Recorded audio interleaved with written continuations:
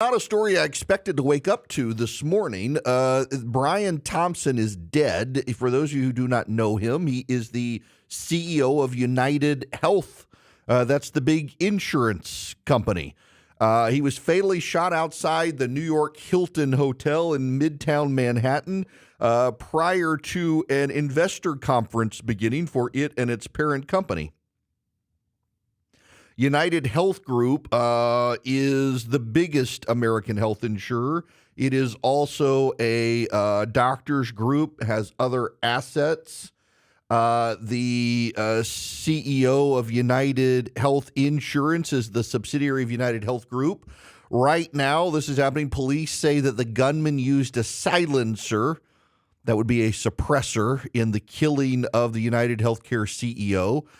We do apparently know as well that a city bike was used. Now, that is important.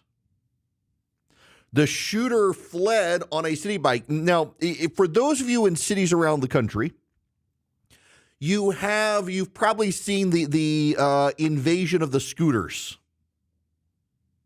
And people get on scooters, and the Lime scooters, the Bird scooters. I think Uber had something for a while. Maybe they still do.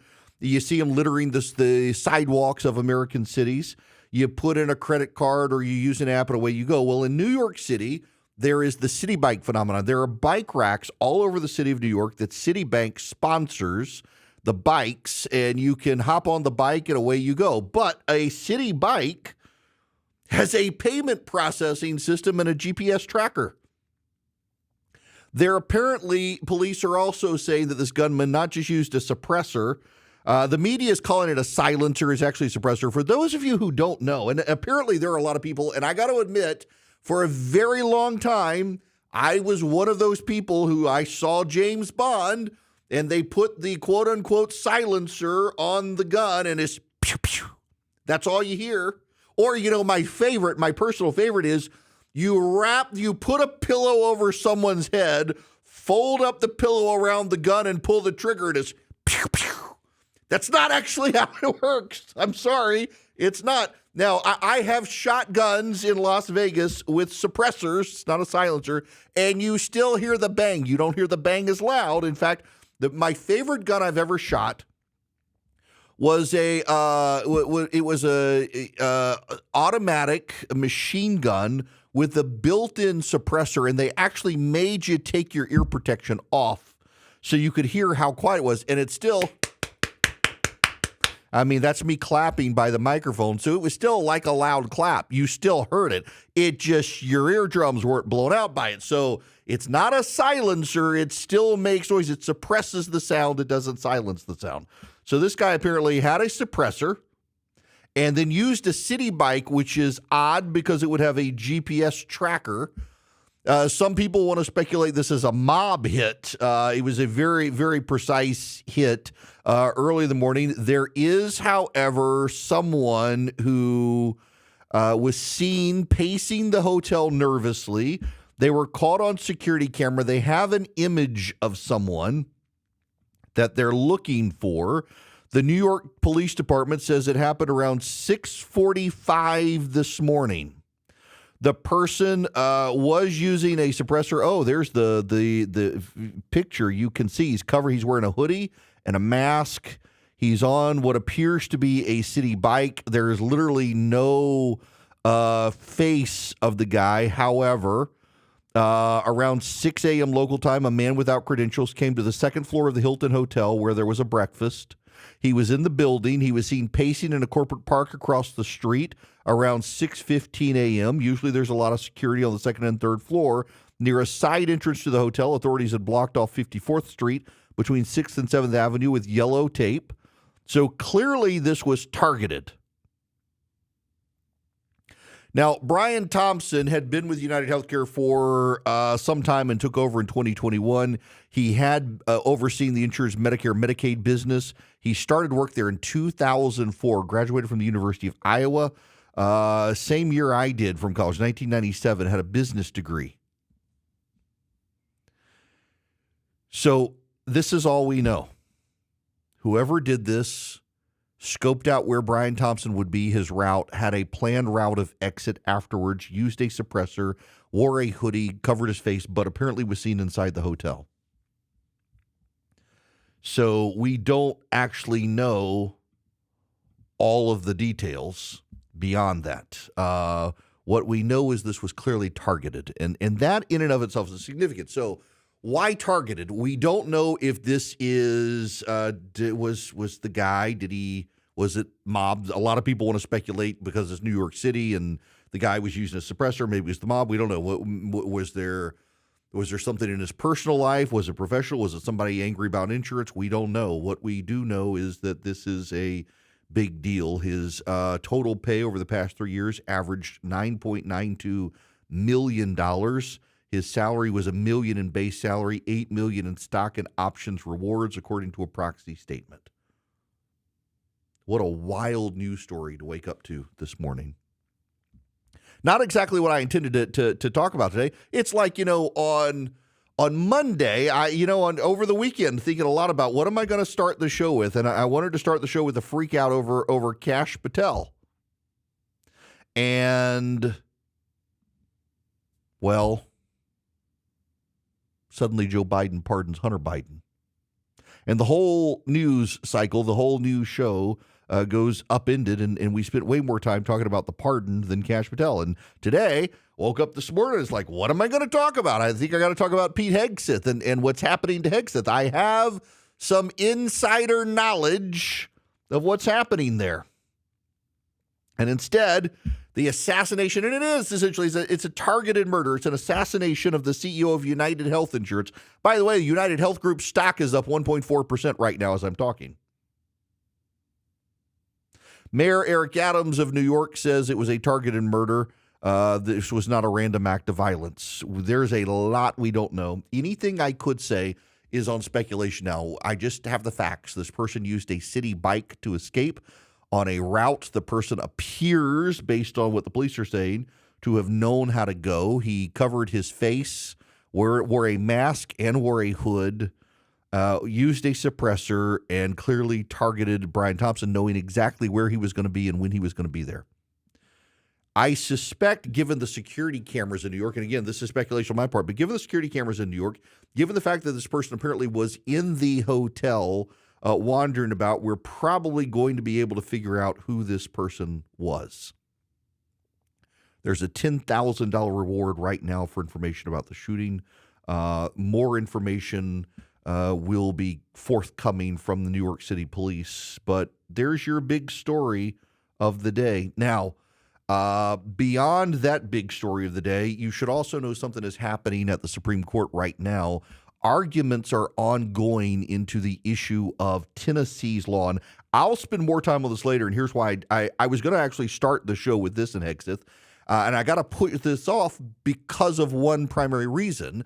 The arguments are still ongoing in the United States Supreme Court today. The U.S. Supreme Court is hearing oral arguments right now on this law from Tennessee that prohibits children from being given medicines to delay the onset of puberty, even if parents and doctors say so.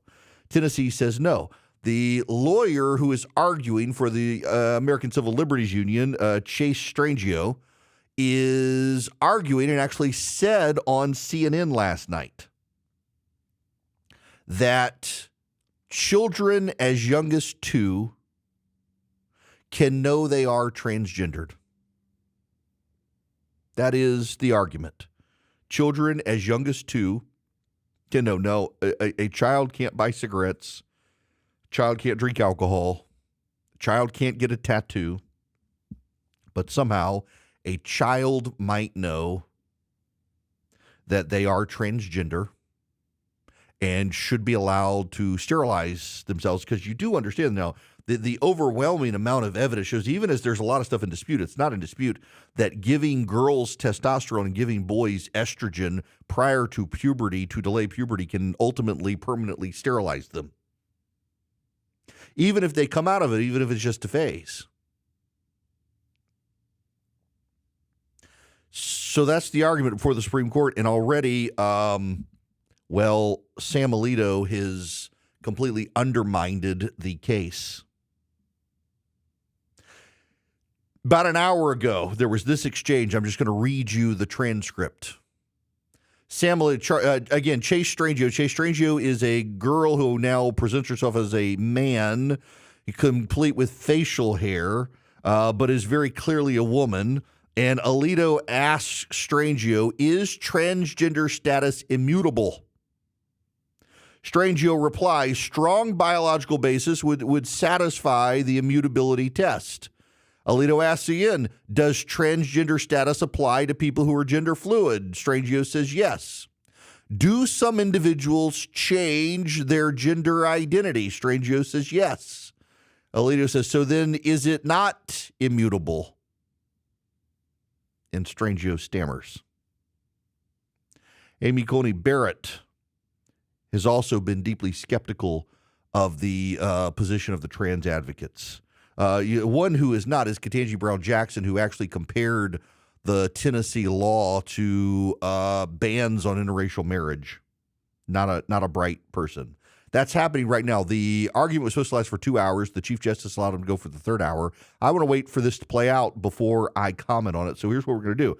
Going to take a time out. When we come back, I got something I want to get off my chest at the bottom of the hour. I want to navigate through the Pete Hegseth allegations. There are new allegations from NBC News that multiple people at Fox News were concerned about Pete Hegseth's drinking problem on the job at Fox News. And what's so notable about it is all the people who want to speak are anonymous.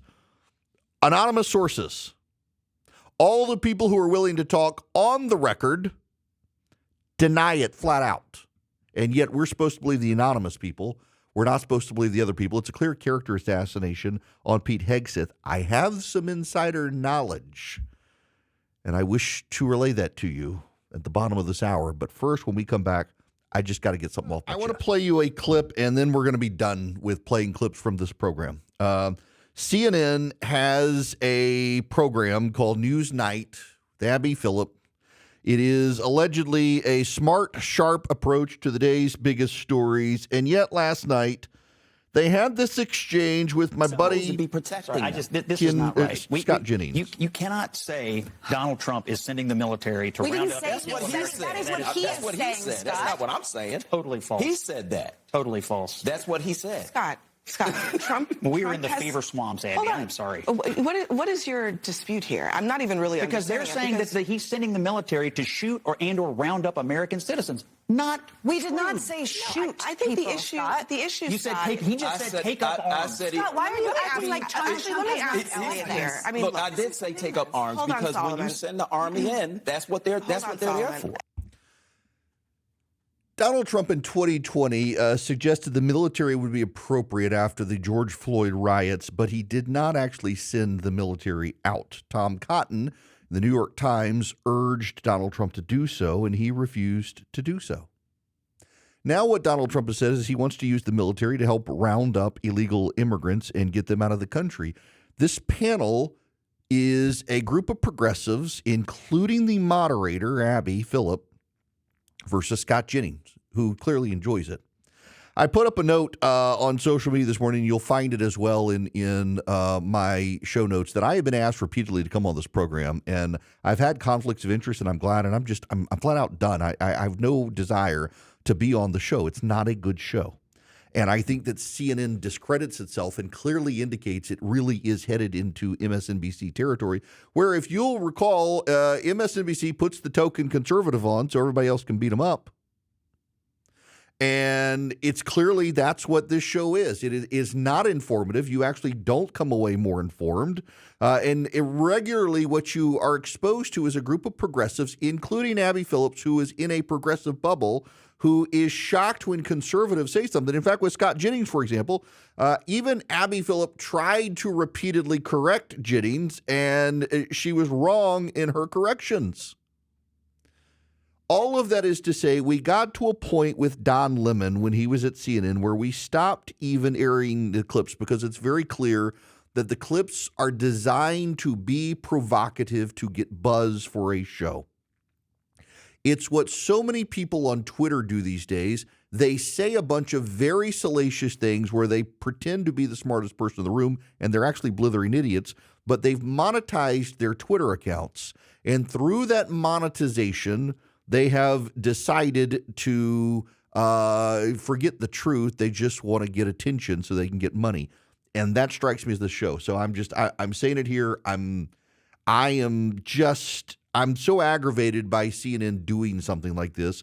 It had an opportunity to do something different. Instead, it copied MSNBC's playbook. And look at MSNBC. It's in free fall right now, and it's no coincidence CNN as well. This is a network that I like. I have friends who work there. I spent 3 great years there. They were very good to me. And I think Abby Phillip, by the way, is a fine reporter. But I think she's in over her head with this, and I think this is a terrible show. And my apologies to Scott Jennings, who does a great job on the show. I'm done. This is my last moment to talk about it. Now I want to tell you about Old Glory Bank because I wish you would consider using them as your bank. I use them as my personal bank. I have my personal checking account with them. I have my savings account with them. I was a customer of theirs before they were an advertiser on this program. In fact, I begged them for a year to advertise, and I'm delighted they have. I love them so much I've actually invested in the bank. You can get a no-fee checking, no-fee savings account there. You can get a full service as well. If you're a business, you can get a business account with them. Now, if you're a conservative business, you're not going to get canceled by Old Glory Bank. There is a debanking trend happening in Western society now, including this country, targeting conservatives. And you're not going to get canceled at Old Glory Bank because they're started by conservatives for conservatives. Go to oldglorybank.com today, oldglorybank.com, oldglorybank.com. You can fill out your account online, then and there, get it done, oldglorybank.com, member FDIC, equal housing lender. Terms and conditions apply. I want to be on the program, although it's going to be a little while until I take phone calls because I got all sorts of stuff to talk about right now. The phone number is 877-973-7425 should you wish to be on the program. Would be absolutely delighted to have you. You can text the word Erick, E-R-I-C-K, to 33777, and you can get the live stream, the show notes, the podcast, all that great stuff. I hope you will. I do want to remind you, though, very specifically, if you text the word data to 33777, you can get a 15% discount off the annual fee for the show notes. You can subscribe for free, and you'll get my morning pieces, but we do a lot more in-depth with the show notes. Everything I talk about, a lot of the video clips I play on the show, the links to everything, it's in the show notes, and I've just made it a policy now. We always have people who call and email and say, hey, you talked about this thing. Can I get a link? And you should subscribe to the show notes. It's going to be in there. And if you can get a 15% discount, all you do is text the word data to 33777. It also makes a great gift. Makes a great gift for the Christmas season for your friends who have everything else. Now, I got to bring you up to speed on Pete Hegseth. There is a very late-breaking development. It has happened in the last 3 minutes. That's one reason you should listen to me live instead of waiting for podcast. Pete Hegseth has canceled his meeting with Josh Hawley tomorrow. Hawley would be an ally. That meeting has been canceled. We know this from Josh Hawley, not from the Hegseth team. We do not know why it was canceled. Maybe it's nothing, but given what's happening right now, it seems like it's a pretty big deal. This is Hegseth being ambushed by reporters on Capitol Hill about NBC News' report.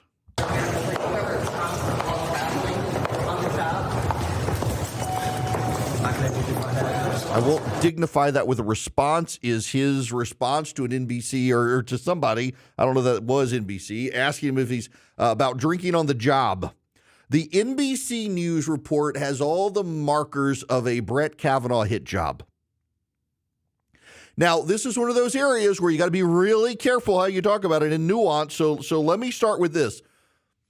Pete Hegseth has serious problems as a nominee, and I support his nomination. I want to say that, but I recognize the problems that Pete Hegseth has.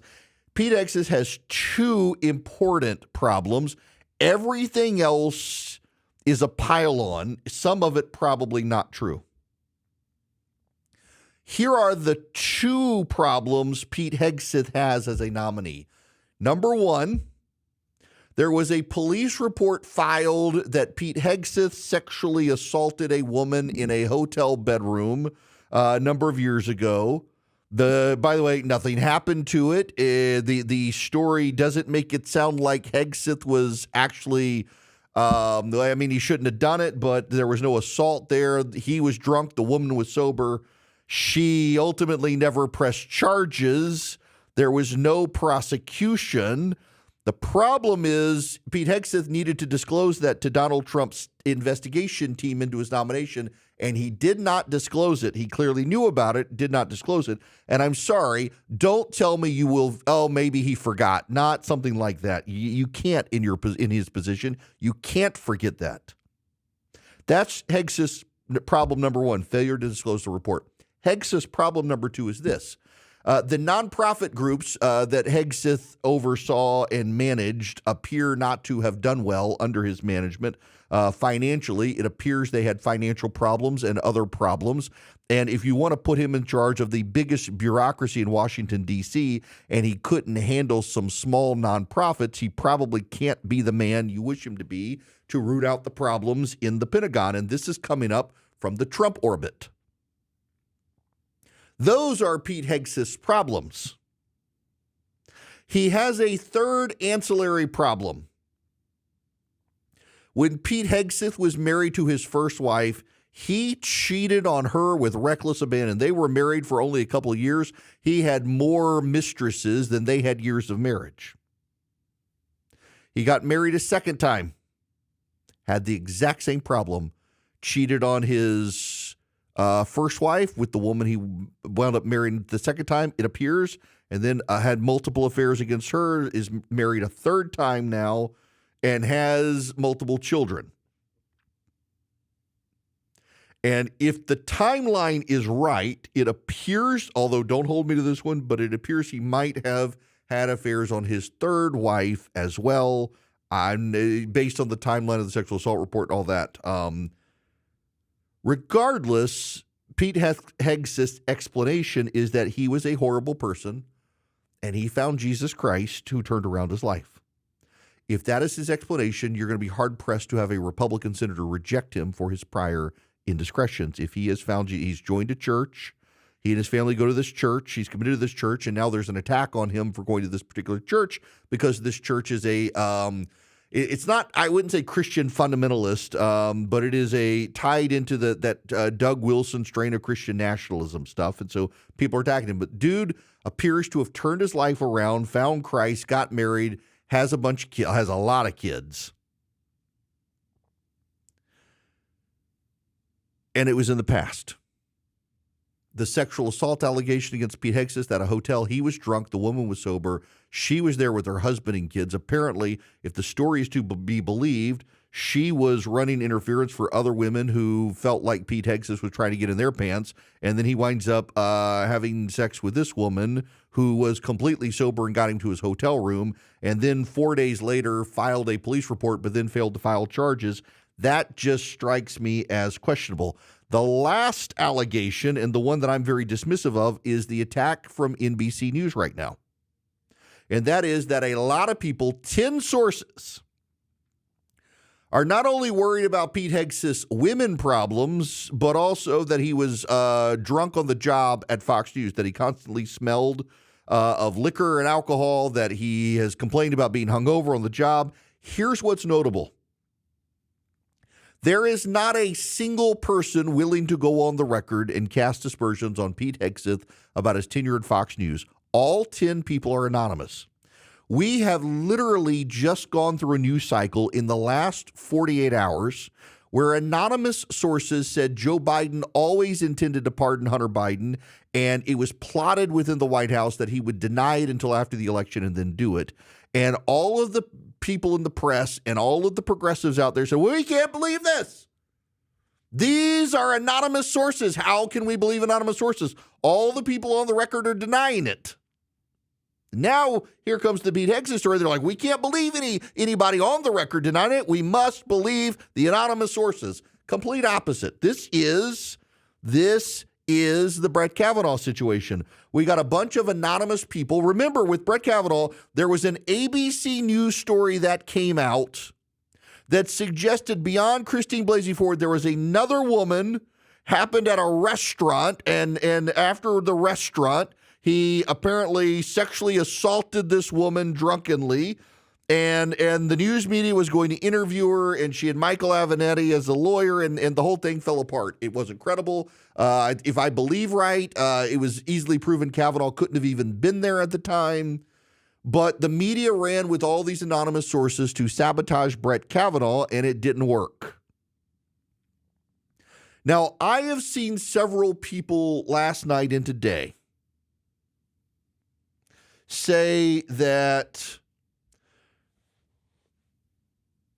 what's happening here is Joni Ernst and Lindsey Graham, neocon warmongers, are trying to sabotage Pete Hegseth's nomination because they want Joni Ernst to be Secretary of Defense. I am told very reliably Joni Ernst would like to be Secretary of Defense. In fact, the Wall Street Journal has a story today that she and Ron DeSantis are both in the running for Secretary of Defense if the Hegseth nomination falls through. And I am told reliably by people I know that it's Ernst and Graham sabotaging Hegseth. And I don't believe that's actually true. I don't believe it's true for a couple of reasons. First, I am highly sourced and well-placed in conversations with individuals on the Trump transition team who themselves seem to be trying to scuttle the Hegseth nomination and push him aside before confirmation hearings. Also, if you have ever followed the pattern,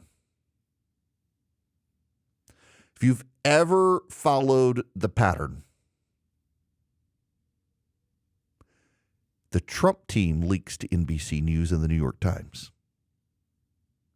Joni Ernst and Lindsey Graham like to use Manu Raju at CNN and the Washington Post. They like to leak to the Washington Post and CNN.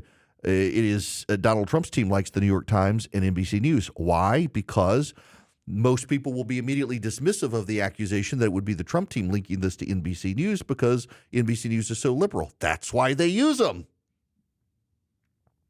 Whether it's the Trump team or not, Ernst and Graham have a habit of seeding their stories at CNN and ABC News. This is an NBC News originated story, which suggests it's not them. More importantly, again, I am very reliably told that it's people within Trump's team that are at this point working to change the president's mind on Hegseth. And the stories that are coming out are not about Hegseth, they're about Trump. My question is, who got the email from the mom? So Pete Hegseth and his mother, she wrote a very angry letter to Hegseth. And again, this was a number of years ago, like 2017, 2018, I think. And she essentially told Hegseth he was a bad man of low character, needed to clean up his life. She now says, yes, he was a bad man of low character. She was very emotional, reacting to his affairs and what she learned in the divorce, but he has cleaned up his life. She and he together tag teamed this. They asked her how someone could have gotten this email, and she says she might have blind copied people. That's my question. Who leaked the email? Who leaked to the New York Times the email? Remember what I said? It's the Trump team that uses the New York Times. It's the Trump team. My personal theory is that people in Trump's orbit have realized that this nomination is dead, and they want to get it out of the way as quickly as they can and move on to someone else. I don't know who that other person will be. Probably not Ernst at this point. I don't think it's going to be DeSantis. I don't think he wants it. He could surprise me. Hegseth, I think, could be a disruptor in the military, but again, this is the problem here. Pete Hegseth's two big problems are not the allegations of drunkenness. It's not the affairs of the past. It's not rebuilding his life with his third marriage. It's that the evidence suggests he wasn't competent at managing nonprofits. So how could he manage the Pentagon? and he failed to disclose something damaging in his past with candor and honesty to the Trump team, which caused him to doubt everything else. Those are his two big problems. Everything else is just a distraction to try to get senators to lock in. You will recall, I am the person who told you that about a half dozen to a dozen senators flat out refused to support Matt Gaetz. And nobody believed me, even though I talked to these Republicans and they told me there was no way in hell they were going to vote for him. They were hoping other Republicans would sabotage it so they didn't have to pick a fight with Trump publicly with a vote. And he dropped out, realizing there were no votes. I told you that. And I'm telling you now, I've talked to enough Republican senators. There are not the votes there for Pete Hegseth. And same situation with Matt Gaetz. There are people who are trying to get Hegseth to drop out now or have Donald Trump get him to drop out so that they do not publicly have to go to war with the president with a vote in the United States Senate over a cabinet pick. That's what's happening. Hegseth has baggage. Everything else is a pile-on to reinforce that baggage. All these other things are distractions like the Brett Kavanaugh allegations. The two big ones are the failure to report and the management of the nonprofits. The rest of it, it's just a pile-on. It's a nasty business, and so much of it is not true. We are watching a man be ruined in public. That's what's happening. He's turned his life around as far as I know. But there are people within the orbit of the transition who've decided he's damaged goods and doesn't have the votes, and so now they're just piling everything on to give him a signal it's time to step aside. Conversationalists, welcome. It is Erickson here across the United States of America. I am very, very happy to have you with me. Hope you will stick with me today. The phone number 877-973-7425. Should you wish to be on the program, I'll try to get some calls this hour. But again, there's a lot happening. The case before the Supreme Court on transgender legislation in Tennessee has just concluded. Progressives very unhappy with the direction of the oral arguments today, as they should have been. We'll get into that, but I want to do two things here right now. One is reiterate something, and let me just read you what I put on Twitter in the last commercial break. I just hit publish as we were coming back in. Here's my personal opinion on Pete Hegseth. Pete Hegseth is a sinner, as are we all, and he sinned quite a lot in his prior life, but he sought to turn his life around, devoted himself to Christ, and got right with Christ, and now he's weathering the storm of his old sins being exposed by people who have no interest in showing him any grace. On top of those sins, other people are now just making stuff up about him with anonymous sources to pile on. Why? Because of this reality. Pete Hegseth doesn't have the votes in the United States Senate. He doesn't have the votes. He can only lose 3 Republicans. Why? Because J.D. Vance won't become vice president until the 20th of January, and they're going to do these confirmations before then. They're going to do these confirmations while Biden is still president. That's what they do historically. But Pete Hegseth has he's lost more than 3 votes, so even if Vance were there, he doesn't have the votes. But there are people in the United States Senate who do not want to publicly vote against Donald Trump's cabinet picks. There are also people on the Trump transition team who recognize Hegseth does not have the votes, but they have not yet persuaded Donald Trump to withdraw his nomination and don't want Donald Trump to withdraw a second nomination after Gaetz, so they want Hegseth to drop out. So between those people in the Senate who don't want to openly defy the president but don't want Hegseth, and the people on the transition team who understand this isn't a sustainable fight, we need to get Hegseth out, together they're smearing Hegseth with some truth and a lot of lies to assassinate his character, largely defining him by his past instead of his present. And it's sad to see. He's a good guy. It's one of the things you see on social media and in politics. People are always defined by their past. You can get right with God, but your sins are going to find you out and be exposed by the people who hate you. They will show you no grace and give you no mercy when you stand in the way of their agenda. What is the problem with Pete Hegseth is, as I said earlier, his failure to disclose the police report from like 2018 and his management of his nonprofits that didn't go well. Everything else is just a salacious distraction and a character assassination of a good guy. What's happening right now is people on the Trump team are themselves leaking damaging stories based on their opposition file on Pete Hegseth to try to convince Pete Hegseth himself to withdraw his nomination so that Donald Trump does not have to do it. That is my informed opinion. And hey, there are lots of people out there. I see it happening right now. They are claiming that these are the neocon Republicans of the Senate trying to destroy Hegseth. The Trump team will not care if you blame Republicans of the Senate. It's a win-win for them so long as Hegseth goes away. Sad to see. This is what happens in politics, and this is why good people don't run for politics. Now, while all of this is happening, Donald Trump is continuing to be accused of shattering norms. When Joe Biden became president of the United States, the Social Security Board has 6-year terms in office. And the reason they're 6 years is because they want to make sure that they outlast presidents of the United States.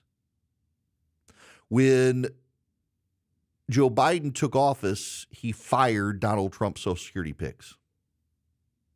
They still had time left in office, and Joe Biden fired him. Nobody accused Joe Biden of shattering norms. But Donald Trump wants to fire the FBI director. FBI directors have been fired in the past. FBI directors have not been automatically renewed, contrary to the spirit of the left. Listen, you've got an ongoing effort right now by the left to make up presidential pardons for family members. I see a leader of the Occupy Democrats movement echoing Charles Pierce that George H.W. Bush pardoned his son Neil, which isn't true. Also claiming that Jimmy Carter pardoned his brother Billy Carter for something, which also isn't true. The Democrats who claim that their lies and misinformation out there are literally lying to try to say that what Joe Biden did was a norm. Meanwhile, they're covering up history to say that Donald Trump is shattering norms, and this is what it gets to. When the media and Democrats talk about norms, what they are talking about is the things they put in place so that when the Democrats are not in power, they can still exercise power. One of the things the Democrats have been doing is they've been throwing a lot of government money at non-governmental organizations, NGOs. These are the nonprofits on the global community that work on climate change and other issues. The Democrats have been flooding these organizations with money. One of the reasons is they want to use government funds to fund these non-governmental organizations to be able to oppose Donald Trump and hire lawyers to oppose Donald Trump using your taxpayer dollars. It is a norm of theirs. Norm is just something the Democrats do to try to preserve their power when they are out of power, and the media, because the media is on the left, calls them norms. If Donald Trump is shattering a norm, what he's actually doing is he's shattering the Democrats' power to operate within government, outside of government, when they don't control the White House. So Donald Trump firing the head of the FBI is a shattering of a norm when it's been done before, when they've done it in other supposed independent entities. In fact, I saw a guy I know I like, I've considered him a friend in the past, saying that only the FBI director is politically appointed. Everyone else is a career employee. It's designed to be an independent agency. Donald Trump can't do this. Actually, yes. And by the way, there are plenty of other people appointed at the FBI. He's not the only one. But who cares what the truth is when you can rile people up? Shattering of norms. We've seen this forever. You know, Barack Obama got rid of a lot of inspectors general. Charles Grassley from Iowa made a big deal about this. When Obama was president, Obama got rid of inspectors general and put in Democratic hacks who wouldn't investigate him.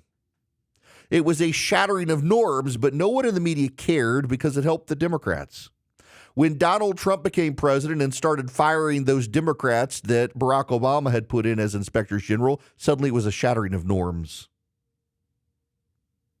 It's always a shattering of norms when the Republicans come in and undo anything the Democrats have done before them.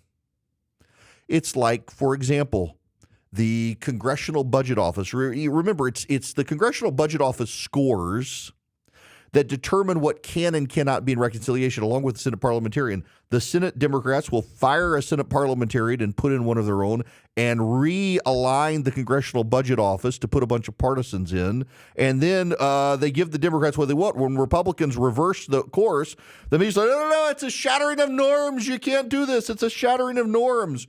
Remember, it was perfectly fine when Harry Reid got rid of the filibuster so that the entire courts of appeal could be loaded up with Democratic picks. But the moment Mitch McConnell finished off the judicial filibuster for the Supreme Court, it was a shattering of norms. It was a shattering of norms. It's always a shattering of norms. And the media, of course, hires these objective analysts who are Democrats like John Harwood to come on and insist on CNN and the New York Times, on CNBC, that this is a shattering of norms and this can't be done. It's a shattering of norms.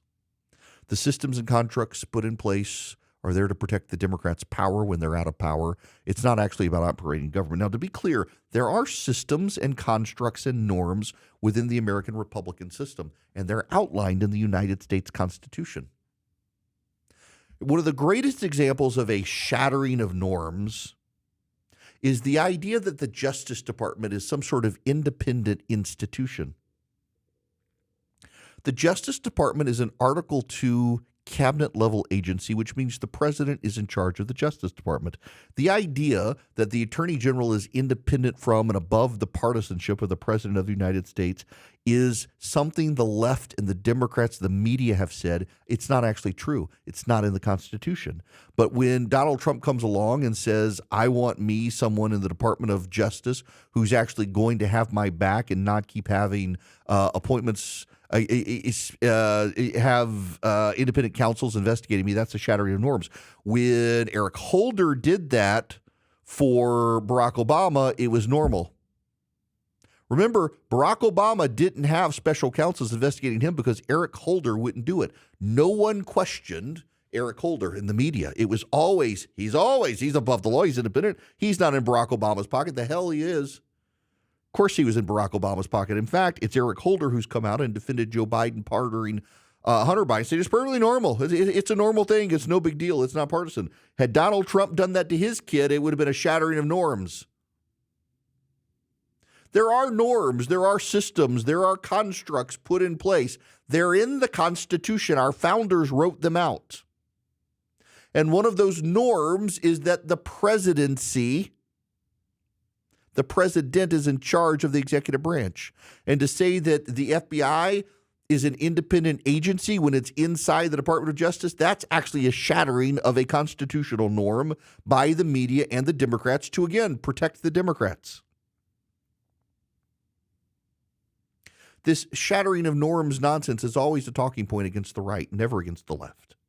The left gets to shatter any norm they want, and the media lets them get away with it. Because it's always about their preservation and their protection. It's like church and state. Republicans are accused of upending the church-state relationship. You know, there is no church-state relationship in the American Constitution, really. In fact, prior to the 14th Amendment being applied against the states, incorporated against the states, states actually had denominational ties. In Maryland, the official church in Maryland was Catholic. In Georgia, it was the Baptists. States had institutional ties to various denominations.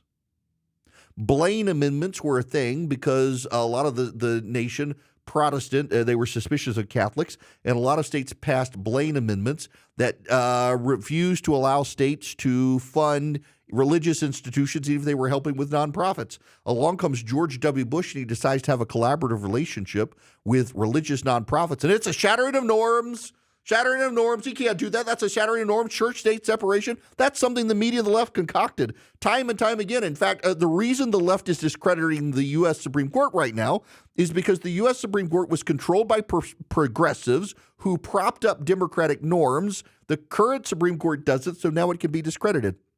It's not that the Supreme Court and its justices are corrupt. It's that they're not protecting the Democrats' quote-unquote norms anymore. Therefore, they must be destroyed. When the Senate is in Republican hands, it must be discredited as anti-democratic. When the Democrats win the popular vote and lose the Electoral College must be discredited as upending the norms of democracy. Donald Trump must be charged with upending the norms of democracy. When you hear the left and the media say they're shattering norms, more often than not, what they actually mean is Republicans have gotten power and aim to use it just like the Democrats. Welcome. It's Erick Erickson here. There's some breaking news. President-elect Trump officially has said he intends to nominate Paul Atkins to serve as chairman of the Securities and Exchange Commission. That is a brilliant pick.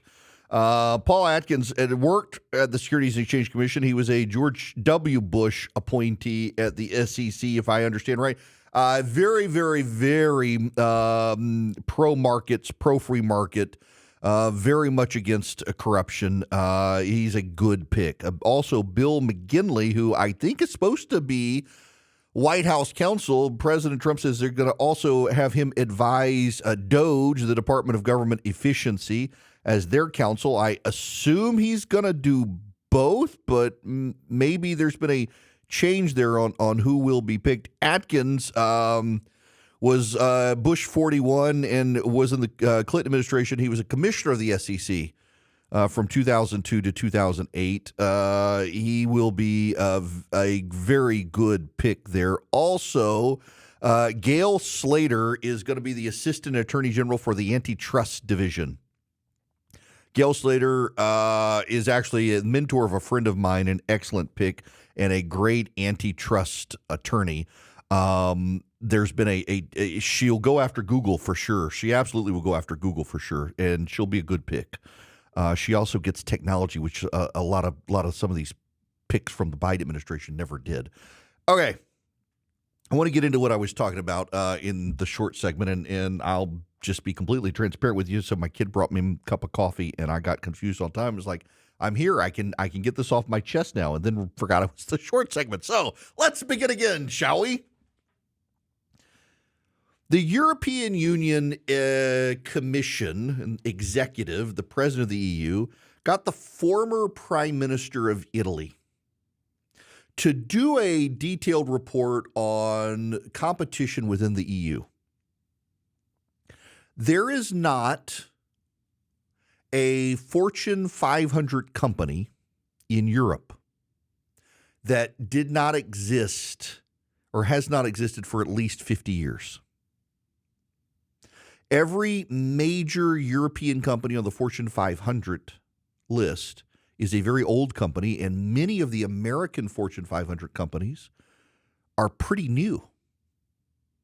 The biggest companies in the world right now are Apple, Microsoft, NVIDIA.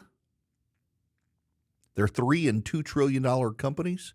They're American companies, and they're pretty new companies. Apple came about in the 1970s, as did Microsoft. NVIDIA's more recent. Of all the major technology companies on earth, there's only one big one in Europe. Do you know what it is? Spotify. Of all the major tech internet companies out there that are big, Spotify is the only one from Europe. So the EU Commission and the president of the EU asked the former Italian prime minister, I think Draghi is his name, to investigate this. And his report said very simply, Europe is great at regulation. It's not good at innovation. Americans innovate and Europeans regulate. It's one of the problems with the Democratic Party is the Democratic Party is a party of regulation. Think about the major regulatory acts in this country. They come from the Democrats. And then when Republicans try to undo them, they're accused of shattering the norms.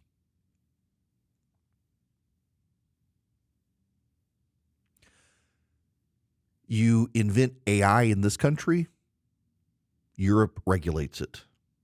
You invent the iOS and the iTunes store and the App Store. You literally, Apple computer, now Apple invented the cell phone app economy as we know it today, and now Europe wants to regulate it out of existence. Americans innovate and Europeans regulate. It's why AI couldn't be done in Europe because of the regulatory burden in Europe. And now you have the Democrats here. Look at the Consumer Financial Protection Board. What do? They just regulate. They add burdens to the economy. One of the things Elon Musk and Vivek Ramaswamy want to do is get rid of the regulatory burdens on business in America, not just big business, but small business. Regulation is often used as a tool for a big business. Look right now at what's happening with artificial intelligence in this country. This is, and Philip, if you'll cut this little segment out from right here where I have my hands in my ear for video purposes. Artificial intelligence is an up-and-coming technology that is massively data and energy intensive. And here's what you're starting to see. Major companies like Google want regulation of AI, and they're preying on the fears of regulators and legislators saying, you got to regulate this stuff because it could get out of hand. And you know why the big companies like Google want it regulated is because they want to stop small startups. AI actually isn't that cost intensive to get going other than the energy costs of the data centers. It's very easy for a small startup to get involved. Listen, NVIDIA controls basically all the chips for AI. You buy yourself some NVIDIA GPUs, you got a good programming language, you can compete with Google. In fact, right now we're beginning to see that people are searching ChatGPT and they're using, for example, the dingus on their phones, SIRIALEXA. I'm not going to name them because I don't want to trigger your devices. They're not going to Google. And so it's not a coincidence that Google now wants regulation of AI because Google can no longer innovate. And the problem is Europeans regulate, Americans innovate, and we see the mass of the Democratic Party embracing regulation because they've embraced this European mindset. And what happens is when you get too much regulation, you begin to cease innovation. And the Fortune 500 are pro-regulation because it's harder and harder to innovate. Think of Apple, my beloved Apple. Literally, I love Apple. I got my iPad here. I've got a brand new Mac Mini here. I've got 3 monitors from Apple. I got my iPhone here. I got another iPad Pro in my bag over there. Got my Apple Watch. I love Apple. When's the last time Apple had a massive new product? Apple Vision, I've got one. I hardly ever use it. When they have a big product. When a lot of companies get to the point of regulation because they can no longer innovate. Thank God Apple's not there yet. Apple is still trying to innovate, but you got a lot of other companies that are out there trying to regulate. When's the last time we've had a new builder of commercial airplanes? You know what happened?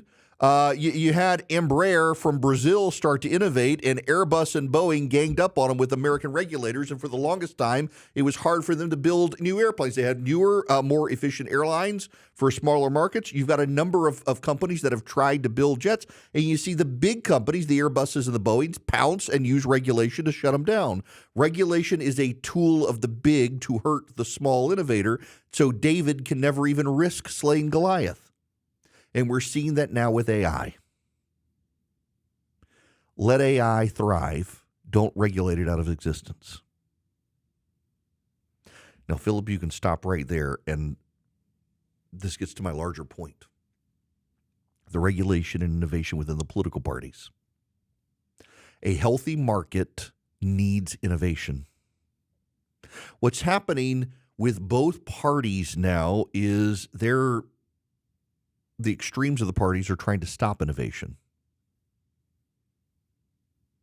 So on the left, you have the wokes screaming bloody murder, trying to shut down democratic rethinking of why they're out of touch with America. I mean, there was a huge backlash. I'm first and foremost, I will plant my flag here with the election. This election was about the economy, stupid. This election was about the economy.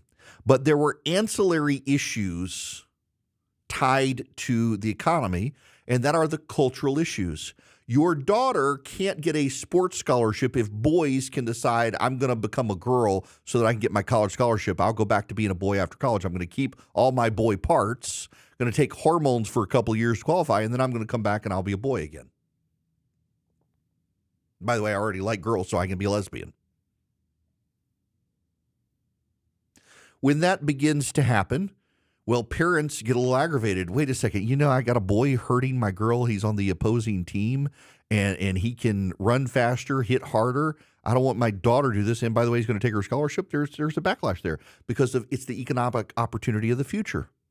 These cultural issues come into play. I think we need two healthy parties. We've got to have two healthy, sane parties. When the Republican Party gets insane, the Democratic Party tends to take over. When the Democratic Party gets insane, the Republican Party tends to take over. We've got to have two healthy parties. And a free market system and a battle of ideas is good. What's happening in the Democratic Party right now, though, is that they're trying to shut down that free exchange of ideas. We see this in the trans debate, which we'll get to in the next hour with this argument today before the Supreme Court. Anyone on the Democratic Party who questions trans ideology is shut down. Seth Moulton, a reliable progressive Democrat from Massachusetts and a veteran, says, yeah, boys shouldn't be in girls' sports. They protest him from the left. They had a Neighbors Against Hate rally outside of his office. They've targeted him. His staff quit. His young progressive staff quit. How dare you voice this bigotry? Modern monetary theory. The left embraced it. It was advocated for by a couple of fringe economists, no one in the mainstream. It was embraced by the squad, Alexandria Ocasio-Cortez on the left, which it was then embraced by Bernie Sanders and Elizabeth Warren, made it into the White House, and it sparked inflation. Everyone said it was going to spark inflation. It did. But the crazies on the left were the loudest.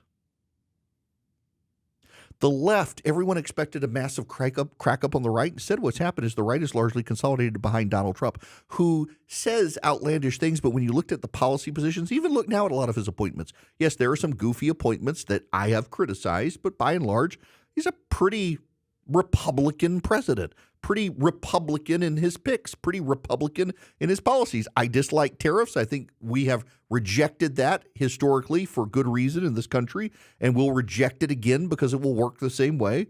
But generally, he's pretty traditional Republican, even if he's untraditional in his approach. The Democrats, however, are not traditional even to the Democratic Party.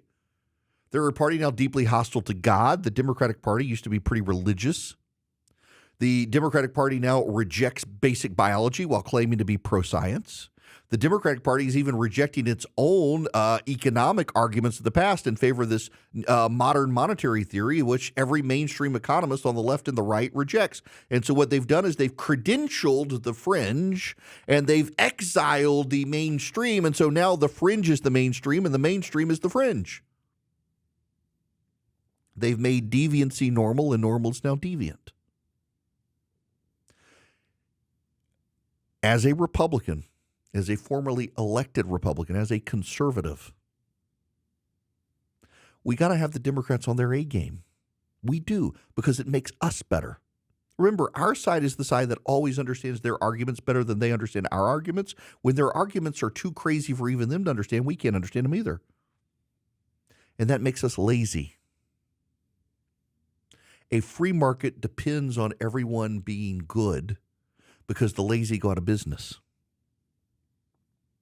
And then the regulators step in. And what's happened in the Democratic Party is the regulators have stepped in, and the regulators have approached them in the form of censorship. You're not allowed to say. You can't openly voice these opinions, things like that.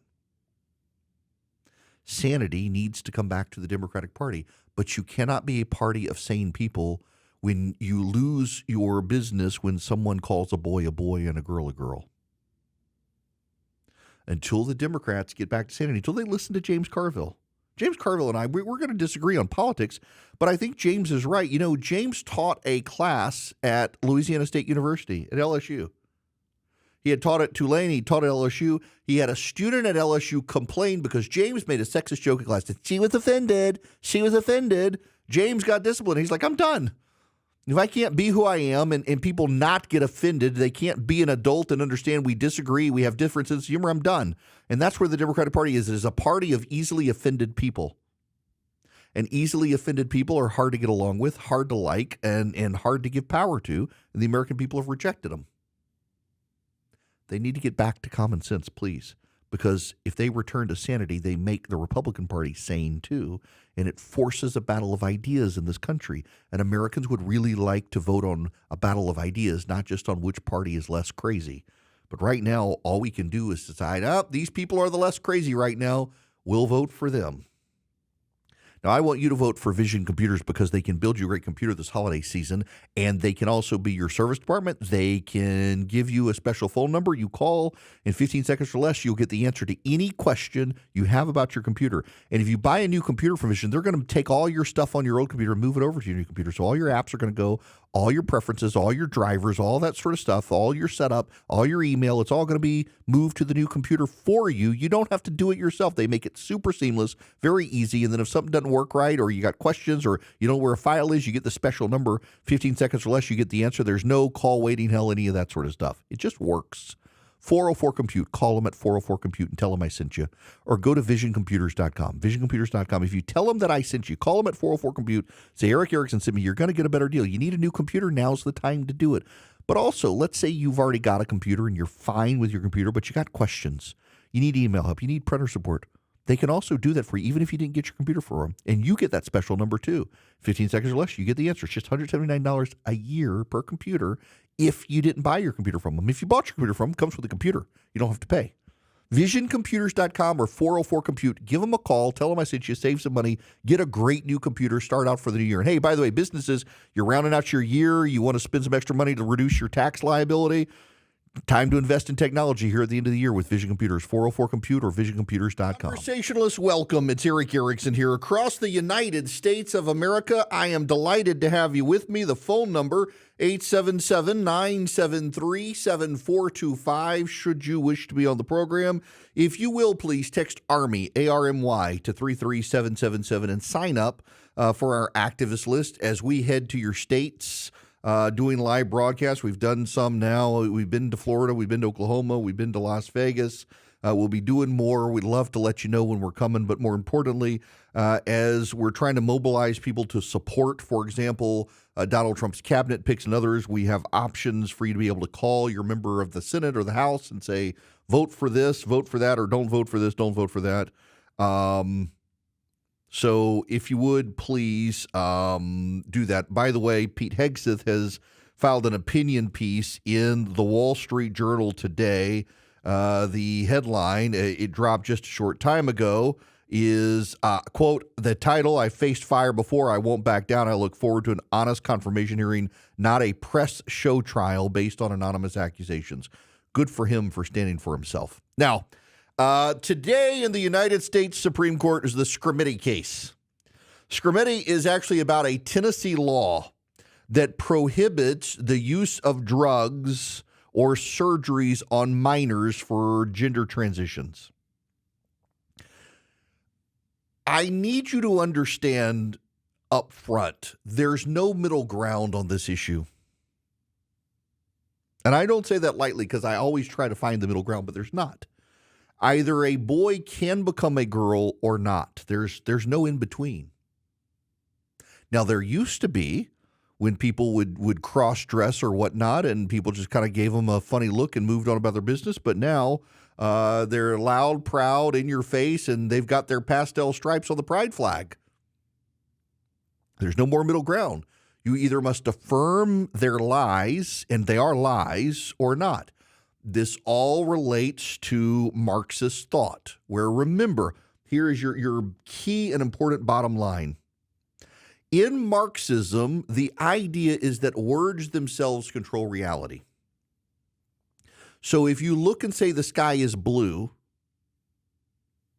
and everyone else says the sky is green, you're going to start calling the sky green because you don't want to be the outsider. You don't want to be the weirdo. What the trans movement does is they've embraced this Marxist ideology where everyone must be shouted down who says that that's a boy. You must be silenced. Chase Strangio is an attorney for the American Civil Liberties Union and argued before the U.S. Supreme Court today. Chase Strangio is a girl, is a woman. Chase Strangio lacks a penis and lacks an Adam's apple. But Chase Strangio has taken a lot of testosterone enough to start growing facial hair and has a mustache. Chase Strangio, a number of years ago, argued that there's no such thing as a male body, and yet has gone out of her way to present herself as a man to the world and insists that she is a he. And in fact, Chase Strangio, despite working for the American Civil Liberties Union, which in the past was defined by its robust defense of the First Amendment, has claimed that books like Abigail Schreier's book on transgenderism that questions transgenderism should be banned. The trans movement depends on censorship. The trans movement is a tyranny. You must be made silent.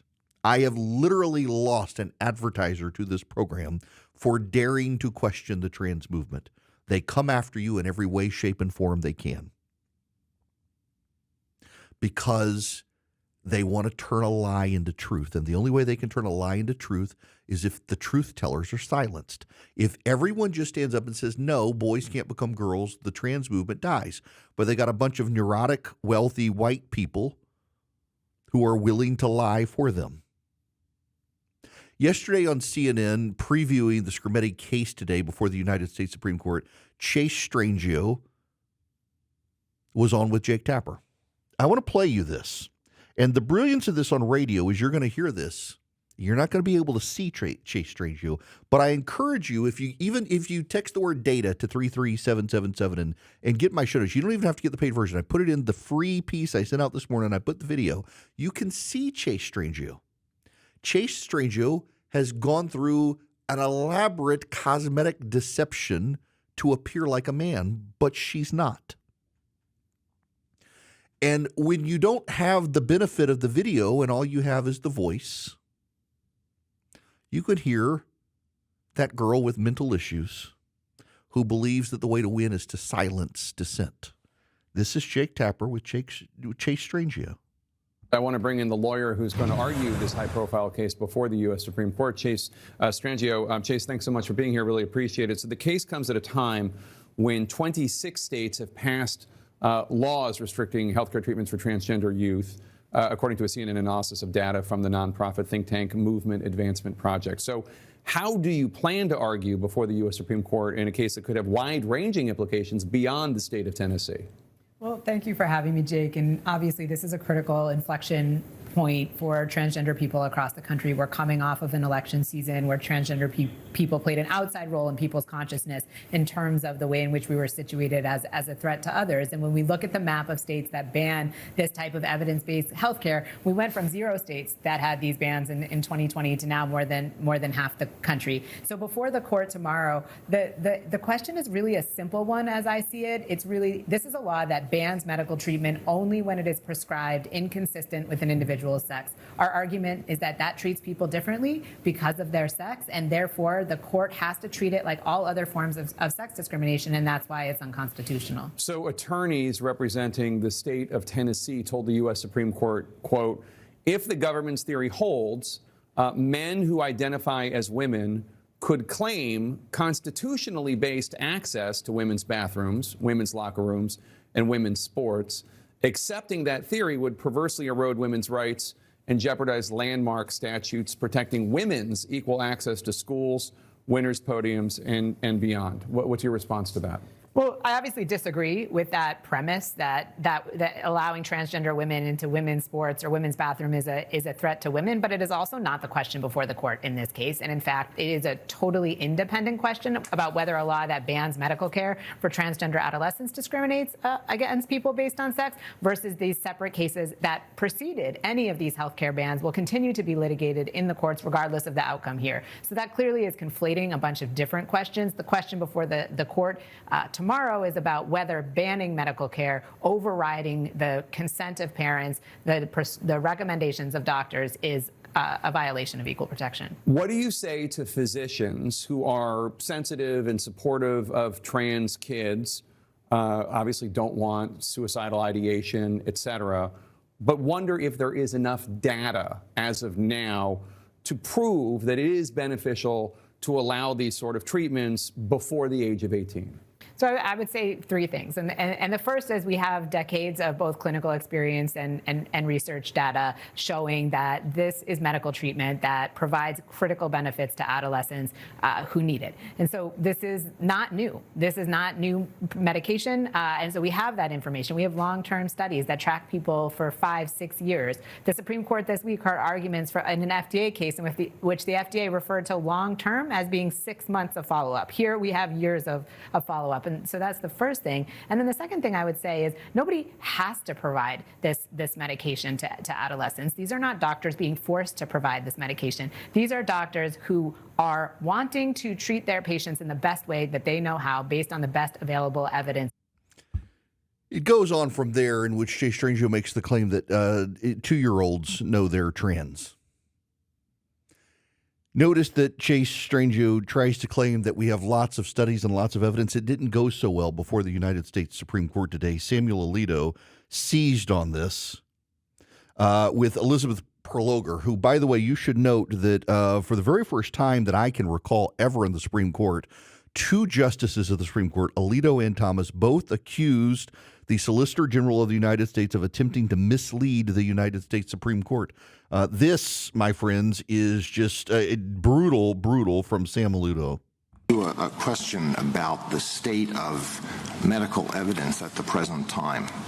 In your petition, you made a sweeping statement, which I will quote. Overwhelming evidence establishes that the appropriate gender-affirming treatment with puberty blockers and hormones directly and substantially improves the physical, psychological well-being of transgender adolescents with gender dysphoria. That was in November 2023. Now, even before then, the Swedish National Board of Health and Welfare wrote the following.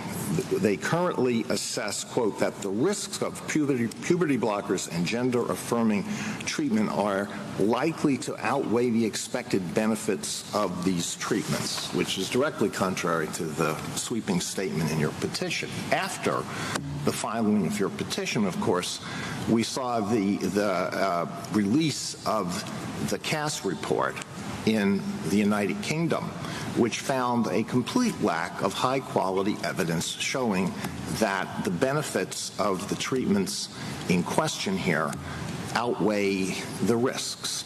And so I wonder if you would like to stand by the statement that you made in your petition, or if you think it would now be appropriate to modify that and withdraw the statement that there is overwhelming evidence establishing that these treatments have benefits that greatly outweigh the risks and the dangers. I, of course, acknowledge, Justice Alito, that there is a lot of debate happening here and abroad about the proper model of delivery of this care and exactly when adolescents should receive it and how to identify the adolescents for whom it would be helpful. But I stand by that there is. Yeah, she tries to stand by claims that Alito has already disproven. In fact, he did this with I believe, Strangio as well on the Cass report from Great Britain. True in every respect, but on page 195 of the Cass report it says, there is no evidence that gender affirmative treatments reduce suicide. What I think that is referring to is there is no evidence in the studies that this treatment reduces completed suicide. And the reason for that is completed suicide, thankfully and admittedly, is rare, and we're talking about a very small population of individuals with studies that don't necessarily have completed suicides within them. However, there are multiple studies, long-term longitudinal studies that do show that there is a reduction in suicidality, which I think is a positive outcome to this treatment.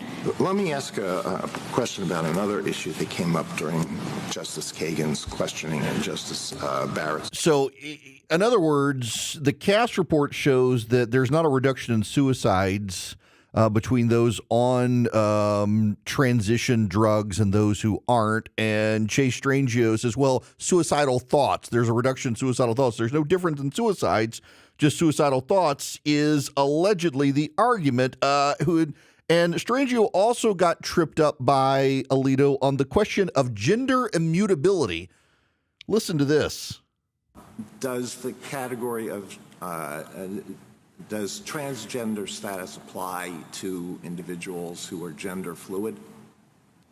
I think that the distinguishing characteristic is to have a birth sex that does not align with, or a gender that does not align with one's birth sex. So it may include people who have different understandings of their gender identity, but I think it is still the distinguishing characteristic of a birth sex and a gender identity that are incongruent. Are there individuals who are born male, assigned male at birth, who at one point identify as female, but then later come to identify as male, and likewise for individuals who are assigned female at birth, at some point identify as female, identify as male, but later come to identify as female? Are there not such people? There are such people. I agree with that, Justice. So it's not an immutable characteristic, is it? Well, I think people's understanding of it shifts, but the evidence shows that there is at least a strong underlying basis. And I think the normative reason for that particular consideration is whether or not this is something that someone should or could change, and whether they should have to change it in order to receive constitutional protections. And I think transgender status squarely fits within that. He just eviscerated the argument right then and there.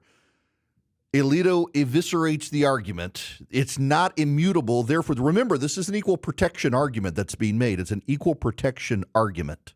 And the argument has been that trans status is immutable, meaning it's unchanged. And therefore, since it's unchanged, the law has to apply equally on both sides. And by saying it is mutable, it is changeable, that takes it outside the realm of equal protection. It automatically destroys the legal argument being made by the trans movement by admitting against interest that trans status is not immutable, but male and female are. I think it was very notable today that Neil Gorsuch was uncharacteristically silent on the United States Supreme Court. Neil Gorsuch caused part of the problem. I think Gorsuch is a fine addition to the United States Supreme Court and a very good justice, but Neil Gorsuch caused part of the problem, and that is his Bostick opinion, which claims that transgenderism is part of equal protection.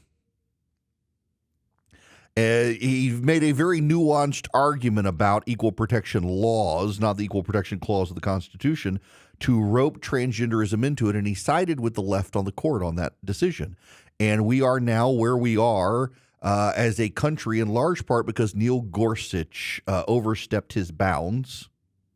And I wonder if his silence today was realizing he caused this fight. He was uncharacteristically silent.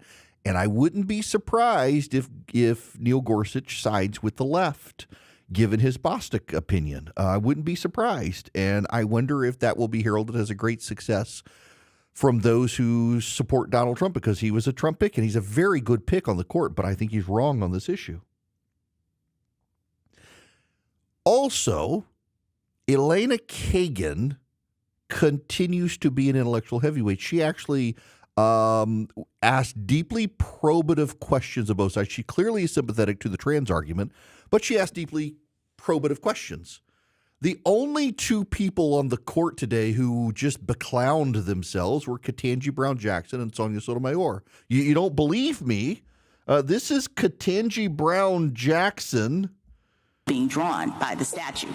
That was sort of like the starting point. The question was whether it was discriminatory because it applied to both races and it wasn't necessarily invidious or whatever. But, as I read the statute here, the case here, the court starts off by saying that Virginia is now one of 16 states which prohibit and punish marriages on the basis of racial classifications. And when you look at the structure of that law, it looks in terms of you can't do something that is inconsistent inconsistent with your own characteristics, it's sort of the same thing. So it's interesting to me that we now have this different argument, and I wonder whether Virginia could have gotten away with what they did here by just making a classification argument the way that Tennessee is in this case. Yes, I think that's exactly right, that there is absolutely a parallel between any law that says you can't act inconsistent with a protected characteristic and in all other contexts.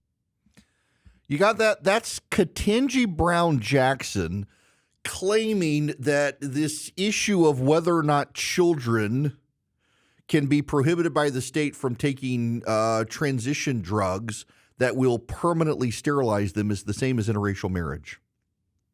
That's Ketanji Brown Jackson's argument, that this is the states that are prohibiting transition drugs from minors are akin to states that prohibited interracial marriage. That was her argument, among other very dumb arguments she made. And then there's this from Sonia Sotomayor on the Supreme Court. Cannot eliminate the risk of detransitioners, so it becomes a pure exercise of weighing. Let me pause this real quick. That's Matthew Rice. He's the attorney for Tennessee in conversation with Sonia Sotomayor.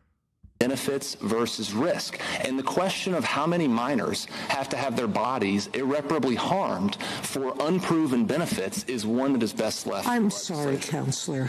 Every medical treatment has a risk. Even taking aspirin. There's always going to be a percentage of the population under any medical treatment that's going to suffer a harm.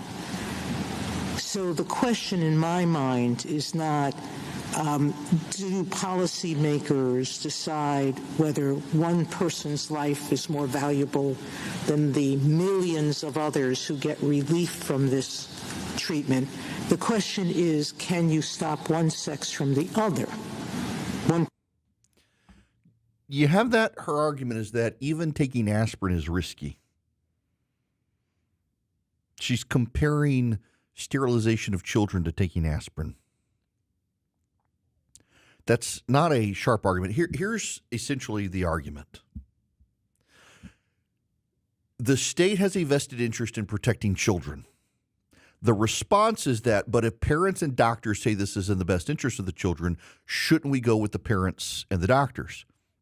The response to that from those who support Tennessee is that there was a time in this country where doctors and parents were giving children lobotomies. And the state intervened and said, you can't do that. And the Supreme Court said the state is right to protect the future health of children. A lobotomy is a permanent medical decision. And we know from the science, admitted, by the way, by the trans activists in court today, we know that these transition drugs permanently affect bodies. If you give a boy estrogen, you're going to cause the boy to go sterile. If you give a girl high doses of testosterone, you're going to cause the girl to go sterile. If you give a boy testosterone, it helps with the development of the boy as a boy. If you give a girl estrogen, it helps with the development of the girl as a girl. So you give the boy estrogen, you cause the boy to transition to be more like a girl. You give a girl testosterone, you cause the girl to transition to be more like a boy. They are completely opposite things. These are not equal protection issues. These are about the deployment of medical technology to children. And the Supreme Court has long said that if a state intervenes to prohibit medicine or medical devices or surgery from being applied to children, even as parents and doctors want it to happen, the state is in the right, because the democratically elected institutions of government are more likely to rationally be able to decide what is good or not in a debate. And that was the opening argument of Chief Justice John Roberts today. That why should the United States Supreme Court intervene in a developing medical situation where there are disputes, but the growing shift of evidence and weight of evidence is towards those who say these drugs permanently alter children? We know there are cases downplayed by the left. We know there are plenty of cases where kids transition and then decide, you know what, actually, I really am a boy, and they detransition. Or really decide, you know what, I actually am a girl, and detransition. You start applying permanence here, you could ruin someone's life. You could actually see an increase in suicide. In fact, the Cass report noted in Great Britain, there's no reduction in suicide.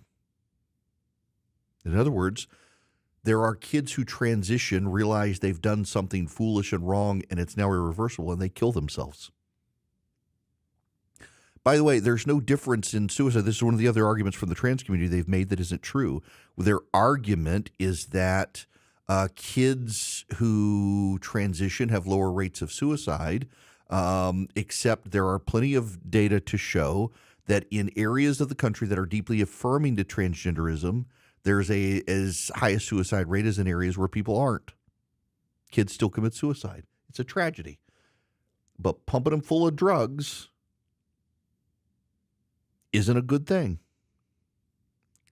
Pumping them full of drugs, even if the doctors say so. And by the way, in this country, unlike Great Britain, in this country, the American Academy of Pediatrics profits off of this. The American Academy of Pediatrics is not some neutral arbiter. The American Academy of Pediatrics actually has a role to play here, a profitable role. Same with Planned Parenthood.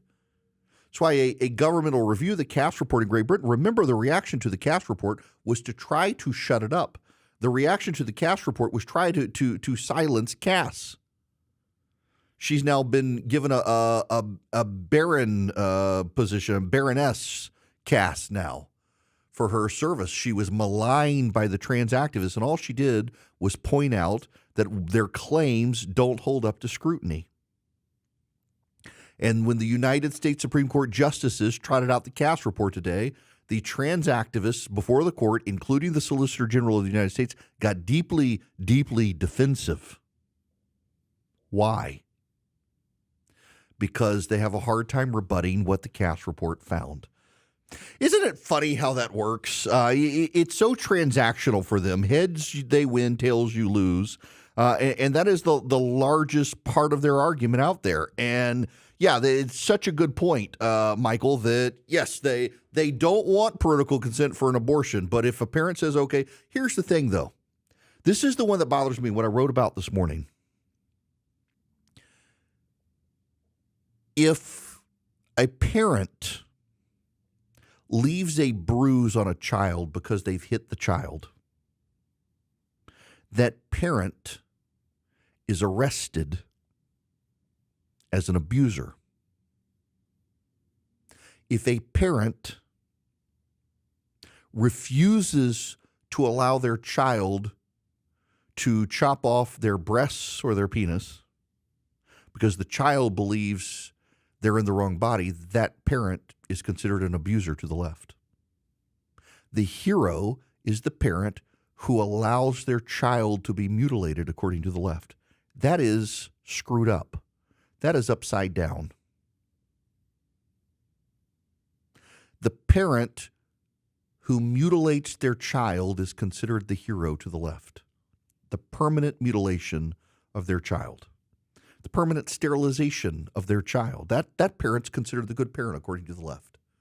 The parent who says, no, I'm not going to go along with my child because my child has mental health issues, that parent's considered the bad guy. That parent is akin to the parent who smacked their kid and left a bruise. That is wildly screwed up. Up is down and down is up, and reality is a lie and lie is reality. And the Supreme Court conservatives today really exposed the lies and hypocrisy of the left. They went into court arguing that gender identity is immutable and had to admit to Justice Scalia it's not. They went in and said that gender transitioning can keep a kid from committing suicide and left it with actually there's no evidence for that. They were exposed. Good. Now I need to tell you about the Eden Pure Thunderstorm. That'll clean out the air in your house. If you've got stinky odors in your house, the Eden Pure Thunderstorm can wipe out those. It will. It generates ozone. Ozone is it's an oxygen molecule with the third atom, O3 instead of O2. And oxygen wants to give up that extra atom. And what it does is particles, odor particles are ions. And when ozone hits it, it wipes each other out. And so the ozone becomes oxygen and the odor particle is gone. It's just poof, gone. And it really works. There's not an odor that can hold up to the ozone particles when the ozone touches those odor ions. But also, the new Eden Pure Thunderstorm also generates plasma. And when the air is pulled through the Eden Pure Thunderstorm, it hits the plasma charge, and bacteria and viruses are killed. 99.9% bacteria and viruses wiped out. It also gets rid of pet dander, pollen, and dust. And you can get 3 of them, and you can save $200 at EdenPureDeals.com. EdenPureDeals.com. The discount code is Erick3, ERICK3. So if you go to EdenPureDeals.com, you'll be confronted with a discount code box, and you put in Erick3, ERICK3, and it'll be added to your cart. You get 3 Eden Pure Thunderstorms. You save $200, and then you wipe out odors. You wipe out dust. You wipe out pollen. You wipe out bacteria and viruses. EdenPureDeals.com. The discount code is Erick3.